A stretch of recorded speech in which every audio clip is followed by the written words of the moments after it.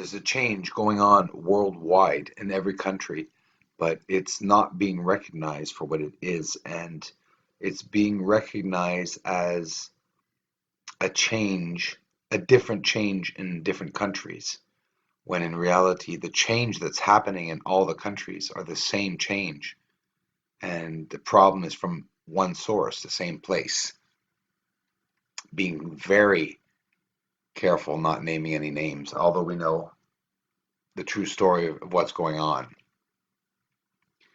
If we want to keep these channels up, we have to respect the associations out there.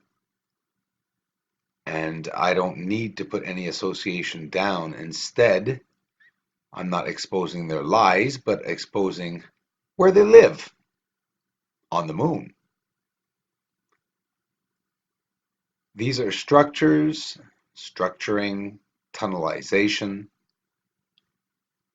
amongst the haze, colorful gases, if it may be gases, possibly an industrial haze, military industrial complex haze. As we're looking at the surface, I'll tell you about, what is the name of that channel? First of all, I do want to mention the information that he posted. That is Impossible, I believe. YouTube channel. That is Impossible. Very good channel. Great channel even. Lots of views. Lots of great information. He's posting good shows, etc. But anyways, he posted a video. Don't know if it was recent or not. I think it was recent. Of the defense minister. Canadian defense minister. Ex-Canadian defense minister. And I'm not going to say his name either, but you can go see his channel to see what he posted and what the defense minister of Canada has to say about what is going on with the United States right now and for the past 7 decades. Roswell, 1947, June 8th, I believe. You see, there's always been a controversy on the net about a downed UFO, whether it is real or not. Now, disclosure, reality, exposing this reality is coming out on every angle from high-placed rulers and high-placed highly ranked officials in the both Canadian and American governments are admitting that it's been 70 years, that there's been an agenda. It's quite the eye-opener. Very, very uneasy thoughts go through your head when you listen to that video. But check it out, because he's telling the truth.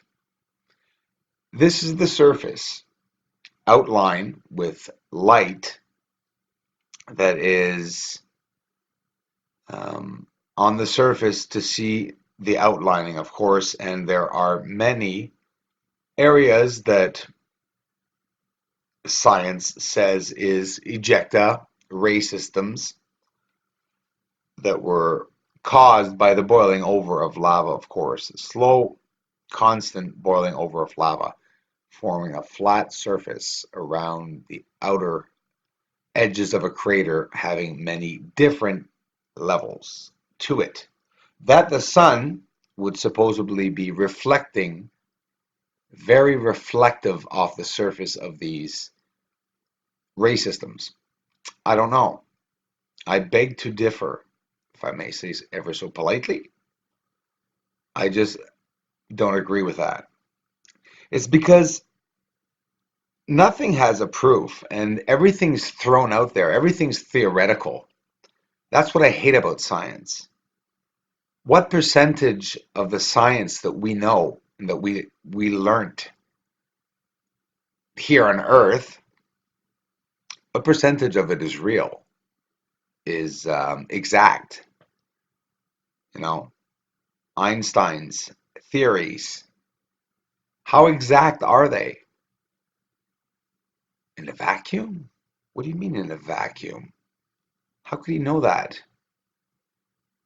A lot of people that did amazing things, both in science and mathematics and chemistry. And anyways, they won Nobel Prizes. And these people, my gosh, unimaginable what they achieved alone on the entire face of this earth, no one else being able to do as them. 4.5 years old, I think. He wasn't even six, Einstein, and he had found out that there were polarities and built the compass. There's many things that we don't know about what's going on here on Earth. Many secrets. No, we can't really talk about them too much because um, it'll backlash on us. We have families, of course. We have lives, and we live in towns with people and public people that view and follow my work and research. So, I don't want to pass off for a nut. And most of this information is hard to accept. But somebody has to mention it.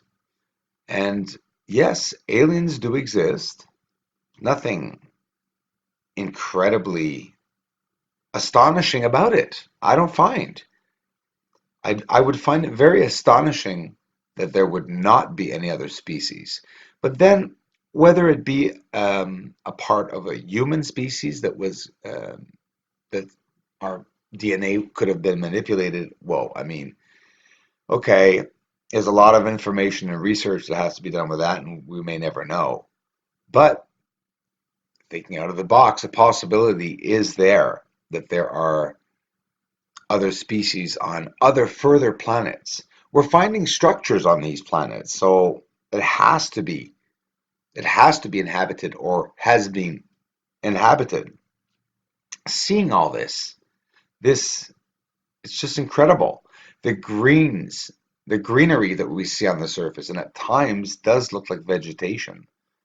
Without assuming anything, it just definitely does look unnatural. And you'll see a bit further in this video here coming up, a couple of shots of sinus iridum. And I've sort of remastered the shots that I have already done of sinus iridum. The apple bite, if you want, that's here it is as we're going around. Every outlining line around sinus iridum is so prominent, is so vast. It's the entire mountain area. So in reality, as crazy as it sounds, everyone, is there any snow on the moon? I've never seen a photo with snow on the moon. It looks more like clouds to me, or a haze, or I don't know. It's hard to say, but it definitely does not look like snow. And especially when you get close to the surface, how the mountain sort of comes apart and it's looking like this all pieced together as we're looking here over Sinus Iridum. Found a city inside this crater, many levels with structures on each level descending inside of this darkened area. It's just absolutely incredible.